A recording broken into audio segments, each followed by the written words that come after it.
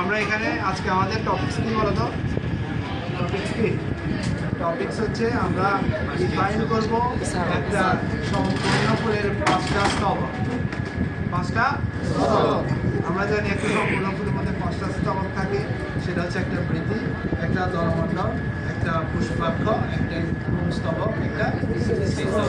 এখন এইটাকে আমরা ঠিক মাঝ বরাবর কেটে ফেলবো। কেটে এটাকে আমরা ডিফাইন করবো, ক্লাসিফিকেশন করবো যে কোনটাকে কী বলে। কথা বোঝা গেছে? তাহলে এখন দেখো আমরা প্রথমে যেটা নিচ্ছি এটাকে দেখি।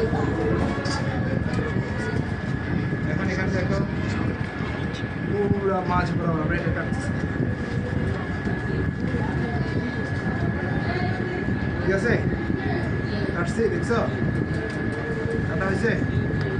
আচ্ছা এখন এখানে দেখো, জয়েন্ট করো, এখানে এখানে হাত দাও। এখন এখানে দেখো, আমাদের এখানে দেখো, আমরা এই চিত্রটা খেয়াল করি বই সবার নিচে দেখো একটা আছে পুষ্প বৃন্দ। এত কি আছে? এই পুষ্প বৃন্দ এখানে কোন অংশটা? আচ্ছা আমরা এখানে এই অংশটা কি করতে এটা হচ্ছে কি পুষ্প বৃন্দ। এটা হচ্ছে আমরা এখানে কি দেখি পুষ্প, ঠিক আছে? এই যে পুষ্প বৃন্দ মাথায় বোঝা গেছে। এরপরে হচ্ছে আমরা কি করব, এই দেখো পুষ্পাক্ষ। এখানে নিচে দেখো সবাই একটু খেয়াল করো তো, এখানে এই যে এটার নিচে একটা জায়গা আছে, সেটা এটা নিচে এটা কি বলে? গর্ভাশয়। এই যে মাঝখানে যে জিনিসটা আছে দেখছো, এই জিনিসটা হচ্ছে গর্ভাশয়। একটা ছোট্ট একটা জিনিস, এটার নিচে যেটা আছে সেটা হচ্ছে পুষ্পাক্ষ। পুষ্পাক্ষ এখান থেকে আমরা দেখে নিলাম, এটাকে আলাদা করে ডিপেন্ড করে কোনো কি নেই, সুযোগ নেই। যদি করি একটু পরে করবো, অসুবিধা নেই। এখন এখানে দেখো আরো জিনিস আছে, এখানে হচ্ছে বৃত্তাংশ, বুঝছো? বৃত্তাংশ বা বৃতি, মানে বৃত্তির প্রত্যেকটা অংশকে বলা হয় বৃত্তাংশ। সেগুলো কোনগুলো?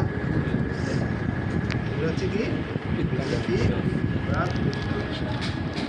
বোঝা গেছে?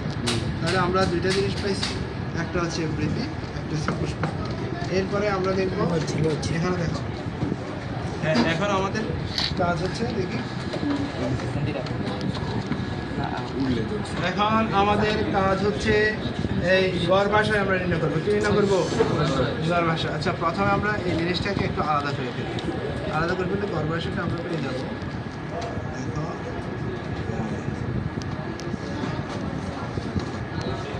গর্ভাশয় এখানে কোন জিনিসটা?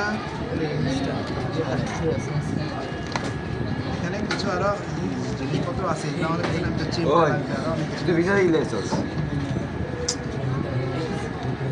এই অংশটার নাম হচ্ছে কি গর্ভাশয়। এই অংশটা হচ্ছে গর্ভাশয়। গর্ভাশয়ের নিচের অংশটা কি?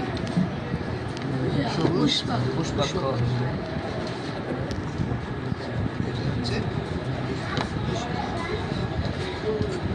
এটা হচ্ছে গর্ভাশয়। গর্ভাশয়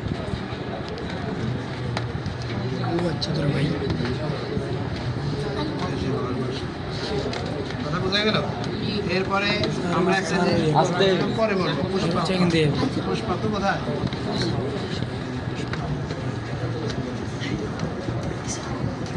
কথা কি দেখা গেছে? বুঝা গেছে? সবাই বুঝছো? সবাই বুঝা গেছে? এরপরে দেখো এই জিনিসগুলো কি? বন্ধ করে দে। পাপড়ি। পাপড়ি দাও, বন্ধ করো, বন্ধ করো, পুরো যাবে, পুরো যাবে। হচ্ছে পাপড়ি, ঠিক আছে? এরপরে কি আছে? পাপড়ি আছে, আচ্ছা এই যে আমরা একটু আগে পাইছি গর্ভাশয়। গর্ভাশয়ের ভিতরে একটা গর্ভদণ্ড আছে, কোনটা? এই যে পুরোটা, এই পুরাটার ভিতরে এখানে ছোট ছোট যেগুলো আছে পরাগদানি বা পরাগদণ্ড। এগুলো হচ্ছে পরাগদানি বা পরাগদণ্ড। আমরা এগুলো বলছি পুংকেশর। পুংকেশর অথবা মানুষের ক্ষেত্রে কি বলে? পুংরেণু। কথায় বোঝা গেছে? পুংরেণু এই যে হচ্ছে এগুলা মানে ছোট ছোট বালির মতো এই যে এই জিনিসগুলো, ঠিক আছে? এরপরে এখান থেকে কি আছে? পাপড়ি, পরাগদানি, তারপরে এই ছোট এই অংশগুলোকে কি বলবো? এই অংশটা পরাগ দণ্ড। এই পুরো অংশটা কি পরাগদণ্ড। এই অংশটাকে আমরা এখানে লিখে দিলাম।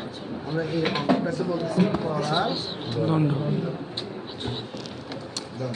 পরাগদণ্ডের ভিতরে ছোট ছোট অংশগুলোকে কি বলবো? পরাগদানি নাকি? ছোট ছোট অংশগুলো আছে পরাগদানি। এরপরে কি? এরপর আর কি আছে? পুরা এই যে আগার যে অংশটা, এই যে আগার যে অংশটা, এটার নাম কি? গর্ভমুণ্ড।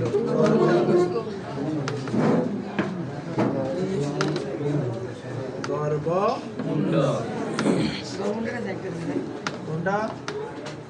না, গর্ভদণ্ড। এটা হচ্ছে গর্ভদণ্ড। এই গর্ভমুণ্ডের ভিতরে একটা চিকন একটা, এই যে দেখো এখানে একটু খেয়াল করো, নিচে চিকন একটা জিনিস আছে, বুঝছো? এটা হচ্ছে কি? গর্ভদণ্ড। এটা হচ্ছে গর্ভদণ্ড। আর এই গর্ভমুণ্ডের ভিতরে থাকে গর্ভদণ্ড। আর গর্ভমুণ্ড, গর্ভদণ্ড, গর্ভাশয়। এই গর্ভমুণ্ড, গর্ভদণ্ড, এটা হচ্ছে কি? গর্ভদণ্ডের ভিতরে এই যে গর্ভাশয়, সবগুলো মিলে তৈরি হয় স্ত্রীস্তব।